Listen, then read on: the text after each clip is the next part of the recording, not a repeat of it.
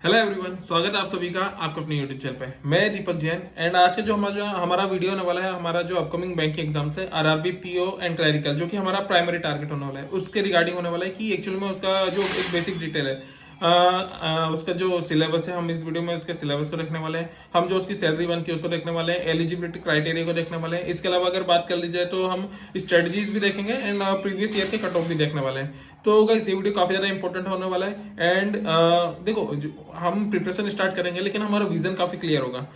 हम सिर्फ compete करने के लिए नहीं पढ़ेंगे, हम इस एग्जाम को कॉन्कर करने के लिए टारगेट करेंगे। एंड क्योंकि देखो क्या होता है ना कि जिस चीज से बच्चे भाग रहे होते हैं ना, हमारा मेन फोकस ही उन चीजों पर होगा। जैसे कि बच्चे इंग्लिश से भाग रहे होते हैं स्टार्टिंग से, जबकि हमें पता है कि यार अगर आप बैंकिंग के एग्जाम की प्रिपरेशन कर रहे हो तो आपको स्टार्टिंग से ही इंग्लिश पे पकड़ बना के चलनी है। तो हम अपना जो डेली रूटीन है इसमें इंग्लिश को भी लेंगे, करंट अफेयर को भी शामिल करेंगे, प्लस इसी के साथ जैसे कि दूसरा एक चीज रहती है जो काफी कैंडिडेट करते हैं कि मॉक लगाते हैं, उसमें गलती करने से डरते हैं। वो ये मैक्सिमम बच्चे सिर्फ मार्क्स के लिए मॉक लगाते हैं, लेकिन मैंने बताया कि हमारा जो टारगेट रहेगा ये रहेगा कि हम गलती करने के लिए मॉक लगाएंगे। हम ये ट्राई करेंगे कि एग्जाम देने के पहले हम सारी गलती मॉक में कर ले और उनको मॉक एनालिसिस के द्वारा सीख के फिर आगे बढ़े एग्जाम के लिए, ताकि जितने तरह की गलती हम कर सकते हैं वो हम अपने मॉक में ही कर लें। ठीक है, तो हमारे जो टारगेट, अगर हमारा जो बोलते हैं ना कि यार आपका पाथ वे है वही क्लियर होगा ना, तो आपको जहां तक पहुंचना है ना वहां तक का रास्ता काफी सुगम हो जाता है, अपने आप हो जाता है। तो चलिए यहाँ से वीडियो को स्टार्ट करते हैं। सबसे पहले हम बात कर लेते हैं इसके एलिजिबिलिटी क्राइटेरिया की। तो देखो इसमें दो फैक्टर काफी इंपॉर्टेंट होते हैं। एक तो होता है आपका एज से रिलेटेड। एज की अगर बात की जाए तो आपकी अगर एज 20, मैक्सिमम एज की बात कर लेते हैं, अगर 28 तक की आपकी एज है तो आप ऑफिस असिस्टेंट के लिए अप्लाई कर सकते हो। एंड आपकी अगर 30 तक है तो आप जो पीओ का है आरआरबी पीओ, आप उसके लिए जा सकते हो। ठीक है, इसमें अगर मिनिमम एज की बात की जाए तो 18 साल से ऊपर में आप असिस्टेंट के लिए एलिजिबल हो जाते हो। एंड अगर 20 के ऊपर, 20 या 20 के ऊपर हो तो आप ऑफिसर के एग्जाम के लिए एलिजिबल हो जाते हो। एंड इसके सेकंड क्राइटेरिया देखें तो उसमें जो रहता है वो आपका रहता है कि एजुकेशन से रिलेटेड। इसमें आप तब एलिजिबल, दोनों एग्जाम में आप एलिजिबल होते हो जब आपका ग्रेजुएशन कंप्लीट हो। ये मैटर नहीं करता आप किस फील्ड से ग्रेजुएशन कंप्लीट किया हो, बट आपका अगर ग्रेजुएशन कंप्लीट है उसमें एक डेट मेंशन होती है कि आपके मतलब इस डेट तक आपका ग्रेजुएशन कंप्लीट होना चाहिए। अगर आप तब तक आपका ग्रेजुएशन कंप्लीट है तो आप एलिजिबल हो जाते हो। अगर पासिंग परसेंटेज की भी बात करें तो देखो मैक्सिमम नोटिफिकेशन में आपको 60% तक का पासिंग मार्क्स मांगा जाता है एंड कुछ नोटिफिकेशन में आपको 55% भी दिखेगा। तो जो आपका ऑफिशियल नोटिफिकेशन आएगा उसके अकॉर्डिंग हम उस टाइम पे एक बार और इसको कंफर्म कर लेंगे। तो यहाँ से आगे के लिए वीडियो को बढ़ाते हैं। अब बात कर लेते हैं एग्जाम डेट्स की। तो आपको जो सबसे पहले पीओ का पेपर आपको देखने को मिल रहा है, वो सबसे पहले एग्जाम डेट अगर जो आपको दी गई है 27 जुलाई से स्टार्ट है आपके एग्जाम, 27 जुलाई। इसके बाद 2 अगस्त, 3 अगस्त, ये आपके प्रीलिम्स की 3 डेट दी गई है। मेंस की बात की जाए तो 13 सितंबर को आपको मतलब आपका मेंस होने वाला आरआरबी पीओ का। ठीक है, इसके अलावा असिस्टेंट की बात कर ली जाए तो 30/8/25, 6/9/25, 7/9/25, ये 3 डेट आपकी असिस्टेंट के लिए दी गई है। इसके अलावा मेंस की अगर बात की जाए तो आपका जो नवंबर है, 9 नवंबर 2025, वो आपका मेंस का एग्जाम होने वाला है। तो इस चीज को अगर समझा जाए तो देखो गाइस, बैंकिंग एग्जाम, अगर बैंकिंग पैटर्न जो भी आपको एग्जाम पूछी थी उनमें सबसे इजी अगर कोई से एग्जाम आपको देखने को मिलती है वो आपकी आरआरबी ऑफिस असिस्टेंट और आरआरबी पीओ की होती है। तो इसलिए इस चीज का काफी ज्यादा ध्यान रखना कि ये आपके लिए बहुत अच्छा टारगेट होगा, लेकिन साथ ही में आपके लिए कंपटीशन भी उतना ही ज्यादा होगा। तो आपको जो प्रिपेयर करना होगा वो बाकियों से और ज्यादा बेहतर तरीके से करना होगा। तो अपनी जो प्रिपरेशन है उसमें कोई कमी मत छोड़ना, ये सोच के कि यार इसका जो लेवल आपको देखने वाला है वो काफी इजी देखने वाला है, क्योंकि वो सभी के लिए इजी रहने वाला है। तो हमें अपने आप को बेस्ट बनाना होगा बाकियों से। ठीक है, तो हम इसे अब नेक्स्ट जो बात करने वाले हैं कि आपकी सिलेबस क्या है, उसके बाद हम स्ट्रेटेजी पे आएंगे। अगर बात की जाए एग्जाम पैटर्न की तो आपका जो प्रीलिम्स होता है उसमें आपको सिर्फ 2 ही सब्जेक्ट देखने को मिलते हैं, एक तो क्वांट एंड रीजनिंग। ये इस एग्जाम को अपने आप में काफी ज्यादा इंपॉर्टेंट बना देता है, क्योंकि कहीं ना कहीं ये एडवांटेज रहता है बाकी जो फील्ड के कैंडिडेट है उनके लिए भी, प्लस जो हिंदी मीडियम से कैंडिडेट है उनके लिए भी, क्योंकि इसके प्रीलिम्स में आपको इंग्लिश को फेस नहीं करना होता। ठीक है, तो यहाँ पे कम्पीट करने के लिए बहुत अच्छे चांस बन जाते हैं सभी कैंडिडेट के लिए। तो आपके प्रीलिम्स में आपको सिर्फ क्वांट एंड रीजनिंग है। इसमें क्वांट के लिए आपको देखो 40-40 मार्क्स का आपका प्रीलिम्स होगा, उसमें क्वांट के लिए 20 मिनट मिलेंगे एंड रीजनिंग के लिए आपको 25 मिनट मिलेंगे। एंड ये टाइम सफिशिएंट होता है। अगर खासकर आरआरबी क्लरिकल की बात की जाए तो इसमें जो आपका कट ऑफ जाता है वो इवन 75, 76, 77 तक हमें देखने को मिलता है। ठीक है, तो इसलिए पेपर बहुत हल्का आता है, लेकिन उसी के साथ हमें तैयारी भी उस लेवल की करनी होगी कि हम बाकियों से बेहतर कर पाए। तो एंड ये तो आपकी प्रीलिम्स की रिगार्डिंग बात कर ली। इसके अलावा अगर मैं मेंस की बात करूँ तो अगर मेंस में हमें जो इसका देखने को मिलता है, मेंस में आपको 200 क्वेश्चन दिए जाएंगे, उसमें 200 मार्क्स के रहेंगे और आपको 2 ओवर टाइम पीरियड रहेगा, 2 ओवर में आपको करना रहेगा। अब इसकी अगर बात की जाए मेंस में, तो देखो मेंस में आपको क्वांट देखने को मिल रहा है, रीजनिंग देखने को मिल रही है, लेकिन अब स्पेशलिटी की बात की जाए तो आपको इसमें एज ए सब्जेक्ट इंग्लिश भी रहेगा। अगर आपको इंग्लिश नहीं लेना है तो आपको हिंदी भी अवेलेबल रहता है। तो यहाँ पे भी आपको एक एडवांटेज हिंदी मीडियम वाले को मिलता है। प्लस इसमें एक और एडवांटेज की बात करूँ, जिसके आप क्वांट या रीजनिंग लगा रहे हो, अगर आप इवन उसमें भी अगर आपको क्वेश्चन हिंदी में देखना है तो आपके पास ये ऑप्शन भी अवेलेबल रहते हैं। तो कहीं तो अगर बात की जाए तो ये तो 3 आपके हो गए। इसके अलावा चौथा आपका रहता है करंट अफेयर का, 5वां आपका रहता है कंप्यूटर का। ये एड ऑन रहता है। देखो बाकी अगर बैंकिंग एग्जाम देखोगे तो उसमें आपको कंप्यूटर देखने को नहीं मिलेगा, लेकिन आरआरबी ऐसा एग्जाम है जिसमें आपको कंप्यूटर भी कहीं ना कहीं है, तो आपको डेली रूटीन में उसको भी शामिल करना होता है। तो मेरा तो जो मानना है कि फिलहाल आपको कंप्यूटर को स्किप करना है। 1-1.5 महीना अभी आप अपना फाउंडेशन स्ट्रॉन्ग करो, एक वक्त आएगा जब आप मेंस की प्रिपरेशन स्टार्ट करोगे, ठीक है। प्रीलिम्स के साथ साथ मेंस का भी थोड़ा कंटिन्यू होगा, उसी वक्त हम कंप्यूटर को भी साथ में एड ऑन कर देंगे। डेली का 1 घंटे की भी अगर आप दोगे प्रिपरेशन के लिए तो अपने आप कवर बहुत इजीली कंप्यूटर हो जाएगा। इसके अलावा एक और चीज कर लूँ कि कंप्यूटर के लिए अगर आपको पीडीएफ की जरूरत है तो आप मेरे टेलीग्राम चैनल पे ऐड हो जाना। वहाँ पे कंप्यूटर की regarding PDF, current affair regarding PDF या इवन जो भी आपका कोर्स होता है, सारी पीडीएफ, सारा कंटेंट आपको मेरे टेलीग्राम चैनल पर अवेलेबल रहेगा। उसकी जो लिंक है मैं डिस्क्रिप्शन में डाल दूंगा। सबसे पहले मैं बात कर लेता हूँ सिलेबस की। सिलेबस में देखो आपका क्वांट की अगर बात की जाए तो इसमें 3 सेगमेंट रहते हैं। सबसे पहला आता है आपका स्पीड मैथ। स्पीड मैथ में आपका जो रहता है ना, वो होता है आपका सिंप्लीफिकेशन, अप्रोक्सीमेशन, आपकी नंबर सीरीज, अब भले ही वो आपकी मिसिंग हो या फिर रॉन्ग नंबर सीरीज हो। इसके अलावा क्वाड्रेटिक इक्वेशन। देखो ये जो होता है ना, जो स्पीड मैथ जिसको हम बोलते हैं, ये आपके डेली रूटीन का एक हिस्सा होना चाहिए। मेरा मानना है कि आपका अगर जो डेली रूटीन का शेड्यूल है उसमें मॉर्निंग का एक पीरियड होना चाहिए जिसमें आपका ये जो हल्का फुल्का नाश्ता ना, ये मैं हल्के फुल्के नाश्ते मिलता हूँ, ये डेली आपको 10 सिंप्लीफिकेशन, 10 अप्रोक्सीमेशन, 10 से 15 सीरीज, 10-15 क्वाड्रेटिक, ये डेली करना होता है और मॉर्निंग में वो करना होता है। इसी के साथ आपको स्क्वायर, क्यूब्स, टेबल्स, ये वगैरह शामिल करनी होती है, ठीक है। ये काफी अच्छे इस चीज को स्किप करने का भी सोचते हैं कि यार हमें तो जोड़ना घटाना आता है, ये तो क्यों करें। तो देखो भाई, बात जोड़ने घटाने की नहीं है, बात स्पीड की है। अगर जब आप कैलकुलेशन करने बैठोगे ना एग्जाम में, तो आपकी जो स्पीड है ना, वही आपको बाकी से आगे ले जाएगी। एग्जाम्पल के तौर पर अगर मैं आपको ऑप्शन दे रहा हूँ कि 28x5 करो, तो 28x5, अब काफी बच्चे इसको पेन कॉपी उठाएंगे। किसी को टेबल आता होगा तो एक बार 3K कर देगा, नहीं आता है तो वो कॉपी पेन उठाएगा, इतने में तो एक बच्चे कैलकुलेट कर लेगा ओरली। एग्जाम्पल के तौर पर 28x5 बोला है तो मैं इसको 28x5 नहीं करूंगा, 28x10/2। अब 28 को 2 से डिवाइड किया 14, 14x10 140 आंसर आ गया। समझ आ रहे हो? ये तो मैंने आपको सिर्फ बोल के बताया इसलिए टाइम लगा, वरना अगर मैं मेंटली करता तो कितना इजीली हो जाता।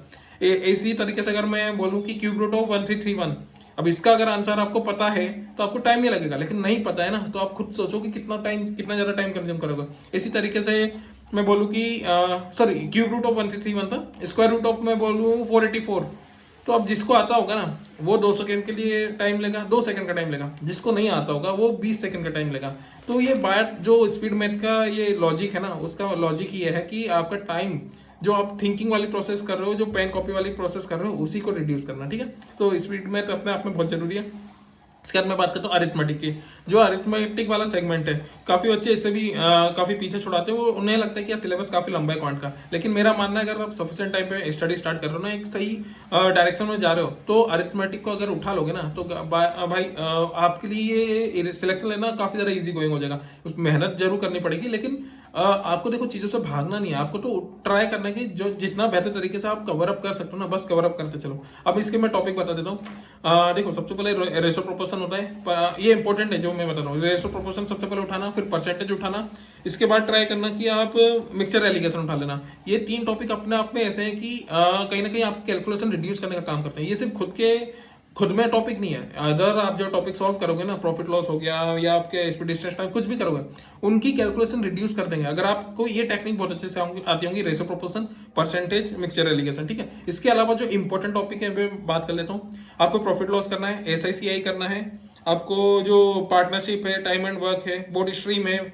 इनको ज्यादा अच्छे से फोकस करना है, ठीक है। ये जो टॉपिक बताए थोड़े से लेंदी हैं, इनमें तो टाइम लगेगा, लेकिन मैं वही बोल रहा हूँ कि टाइम लेके ही करना, भाग दौड़ में छोटे से 30 क्वेश्चन का एक कोर्स कर लिया, उससे काम नहीं चलेगा। 60 80 120 क्वेश्चन के जो PDF होते हैं या फिर कोर्स होते हैं उनको उठाना, उनसे करना। इसके अलावा कुछ और भी टॉपिक है, लेकिन वो छोटे छोटे हो जाते हैं। लाइक आपका एवरेज, आपका एज, ये बहुत छोटे टॉपिक है। आपका जो स्पीड डिस्टेंस टाइम अच्छा लेंदी में आ जाएगा। आपका जो प्रोबेबिलिटी होती है बहुत छोटा टॉपिक है। बोट स्ट्रीम बहुत छोटा टॉपिक है। पाइप क्रिस्टन बहुत छोटा टॉपिक है। मेंसुरेशन बहुत छोटा टॉपिक है। ये जो एक्स्ट्रा टॉपिक बताओ ना, जो वाकई में छोटे हैं, इनको करने में आपको टाइम नहीं लगेगा। लेकिन ये इसमें जो चीज लगती है ना, वो होता है कि आप में करने का वो है कि नहीं, वो एक नजरिया चाहिए कि यार मुझे एग्जाम निकालना है, तो क्या मैं इतना गेन करने के लिए तैयार हूँ, वो वाली चीज मैटर करती है। ठीक है, अगर आप करने बैठोगे ना, शायद दो 3 दिन में एक एक टॉपिक इजीली निपटाते जाओगे। ठीक है, तो ये हो गया आपका अर्थमेटिक सेक्शन। थर्ड सेक्शन जो आता है आपका, वो होता है DI का। DI में देखो, DI बहुत इजी अपनी पूछा था, मतलब इसमें इतनी वैरायटी देखने को मिल रही है ना, तो बच्चा वो वैरायटी देख के डर जाता है। तो ट्राई करना कि जितने तरीके DI हो, सबसे पहले तो आपको पता होना चाहिए कि यार अच्छा ये वाला DI इस तरीके का होता है, ये DI इस तरीके का होता है। एग्जाम्पल के तौर पर आता हूँ, जब एग्जाम में कैसलेट DI पूछा जाता है तो काफी बच्चे, जबकि कैसलेट DI काफी इजी होता है, लेकिन काफी अच्छे सिर्फ उसका पैटर्न देख के घबरा जाते हैं कि यार इतना बड़ा क्वेश्चन है। अब ये सोच के ही उनके मतलब पहले से ही उनका मेंटल प्रिपेयर्ड हो जाता है कि यार ये तो मुझसे नहीं बन पाएगा। जबकि वो अगर वो रीड करते हैं ना और डेटा देखते हैं, सबसे इजी डेटा उसी में रहता है। तो RDI की बात की जाए तो पाई चार्ट होता है, बार ग्राफ होता है, लाइन ग्राफ होता है, टेबुलर DI होता है, डबल पाई चार्ट DI देखने को मिलता है, मिसिंग पाई चार्ट हो गया, रडार हो गया। रडार आजकल मेंस में काफी अच्छा पूछा था। केसलेट DI मैं बोल रहा हूँ, आजकल तो प्रीलिम्स में भी केसलेट DI पूछा था। अरिथमेटिक बेस्ड DI, देखो अरिथमेटिक स्ट्रॉन्ग होगा ना, तो अरिथमेटिक बेस्ड DI भी इजीली बनेंगे। क्वांट में काफी ज्यादा अरिथमेटिक बेस्ड DI पूछे जाते हैं। आपका और भी क्वेश्चन जो आते हैं वो अरिथमेटिक पे बेस आते हैं, तो स्टेटमेंट अजम्पशन और जो भी चीजें, तो ट्राई करना कि अरिथमेटिक को स्ट्रॉन्ग बना के रखना स्टार्टिंग से। जो मिक्स्ड पैटर्न DI है वो भी पूछे आ रहे हैं। तो अगर लेते के बात की जाए गाइस, तो 3 सेगमेंट में आपको एक पार्टीशन अपना डेली रूटीन का ऐसा रखना है जिसमें डेली का 2 घंटे का DI हो ही हो। मतलब आपको सीखने वाले पार्ट की बात कर रहा हूँ मैं, प्रैक्टिस वाले पार्ट की तो बात ही नहीं कर रहा। आपको 1.5 से 2 घंटा DI वाले पार्ट को देना है, एंड ट्राई करना है कि जो आपका अरिथमेटिक वाला पार्ट है, अगर आप सफिशिएंट टाइम है तो 1.5 घंटा डेली का अरिथमेटिक के लिए अलग से रखो, 1.5 से 2 घंटा। अगर अब बात की जाए रीजनिंग की, तो देखो इसमें भी 2 सेगमेंट होते हैं। पहला जो सेगमेंट होता है पजल एंड सेटिंग अरेंजमेंट का। देखो पजल एंड सेटिंग अरेंजमेंट अपने आप में इतना ज्यादा वेटेज रखते हैं ना, कि जिसका puzzle and setting arrangement strong है, अपने आप में उसका रीजनिंग स्ट्रॉन्ग हो जाता है। क्योंकि बाकी के जो अदर टॉपिक है वो लगभग सभी के कंप्लीट रहते हैं, वो बहुत छोटे छोटे टॉपिक है, उनके कॉन्सेप्ट भी बहुत छोटे हैं। उसमें देखो जितनी ज्यादा प्रैक्टिस करोगे उतनी ज्यादा तुम गलतियों से बच जाओगे, लेकिन स्टिल सबसे ज्यादा अगर एग्जाम में कहीं फंसते हो वो आपका setting and puzzle setting arrangement and puzzle ही रहता है। तो ट्राई करना कि इन पे बहुत ज्यादा पकड़ बनाना। जिस तरीके से हम DI को टारगेट करने वाले डेली का 1.5 घंटा 2 घंटा, उसी की तरह हम जो रीजनिंग है इसमें डेली का 1.5 घंटा हमें प्रैक्टिस करनी है पजल एंड सेटिंग अरेंजमेंट का। ठीक है, इसके अलावा जो टॉपिक होते हैं उनको एक बार बता देता हूँ। देखो आपका सिलोगिज्म होता है, इनइक्वालिटी होती है, कोडिंग डिकोडिंग होती है, सीरीज होती है, ब्लड रिलेशन होता है, डायरेक्शन डिस्टेंस होता है, ऑर्डर रैंकिंग होता है, मिसलेनियस होता है।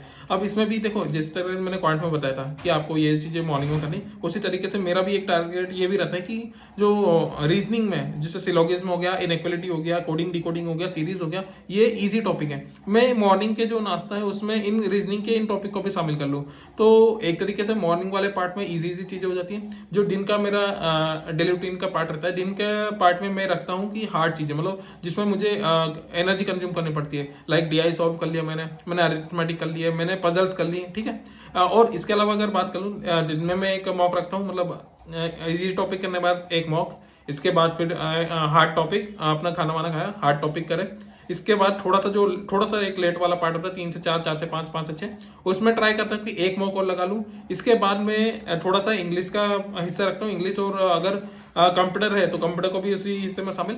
जो रात का पार्ट रहता है वो मैं सीखने का रखता हूँ, लाइक या तो प्रैक्टिस टॉपिक वाइज मॉक लगा लूँ, या फिर कुछ चीज जो मैं सीख रहा हूँ जिसमें मैं कमी है वो वाले पार्ट को मैं रखता हूँ। तो इस तरीके से मेरा एक डेली रूटीन रहता है जिसपे मैं एक प्रॉपर वीडियो लाऊंगा। अगर बात कर लीजिए सैलरी की, तो गाइस देखो सैलरी अपने आप में काफ़ी बड़ा मोटिवेशन फैक्टर होती है, क्योंकि आप जिस चीज़ की प्रिपरेशन कर रहे हो अगर आपको वो चीज़ अचीव कर लेते हो, मतलब तो आपको क्या सैलरी इन हैंड मिलने वाली वो अपने आप में काफ़ी ज़्यादा मैटर करती है। तो अगर बात की जाए तो आपके जो PO है, अगर आप PO कैडर में ज्वाइन करो तो आपको जो इन हैंड सैलरी पड़ जा रही है, मैं इन हैंड मतलब आपकी नेट सैलरी की बात कर रहा हूँ, लगभग आपको 71-72 हज़ार के समथिंग पड़ने वाली है। एंड इसी की तरह अगर क्लैरिकल में आप ज्वाइन कर रहे हो तो आपकी जो टोटल इन हैंड सैलरी बनती है, आपकी नेट सैलरी, वो 38 से 42 हज़ार तक देखने को मिलती है। ठीक है, एंड इसके रिगार्डिंग भी मेरा जो बिल्कुल लेटेस्ट सैलरी स्लिप होगी न्यू ज्वाइनिंग की, और उसका अगर आपको वीडियो चाहिए तो चैनल को सब्सक्राइब कर लेना। जस्ट 2-4 दिन में आपको ये सैलरी, जो भी कैंडिडेट आप हाल ही में ज्वाइन किया होंगे, उनकी सैलरी स्लिप आपको जस्ट आपको देखने को मिल जाएगी मेरे चैनल पर, ठीक है। तो मुझे लगता है कि जो भी बेसिक डिटेल थी मैं उसके रिगार्डिंग बात कर चुका हूँ। हाँ, जो प्रीवियस ईयर अपना कट ऑफ था वो आपको जस्ट ये वीडियो कंप्लीट होगा उसके बाद आपको 2 पेज मिल जाएंगे, जो क्लैरिकल की प्रीवियस ईयर कट ऑफ थी एंड जो आपकी जो ऑफिस असिस्टेंट की प्रीवियस ईयर कट ऑफ थी। एंड एक फिर भी थोड़ा सा बता देता हूँ कि जो क्लैरिकल की कट ऑफ है ना, देखो वो हमें कई स्टेट में 75, 77, 78 तक देखने को मिलती है। तो इसलिए बोल रहा हूँ कि प्रिपरेशन अपनी तरफ से पूरी, मतलब प्रिपरेशन में कोई कसर मत छोड़ना, क्योंकि मौका बहुत अच्छा रहेगा, लेकिन वो तब अच्छा रहेगा जब तुम्हारा लेवल अप होगा। तो लेवल अप करने में कोई कसर नहीं होनी चाहिए। प्लस आपको मतलब गाइडेंस, कंटेंट, मोटिवेशन सारी चीज़ें मेरे टेलीग्राम चैनल पर मिलती रहेंगी। तो अगर वीडियो आपको अच्छा लगा हो तो वीडियो को लाइक करना, चैनल को सब्सक्राइब करना। आपसे फिर मुलाकात होगी।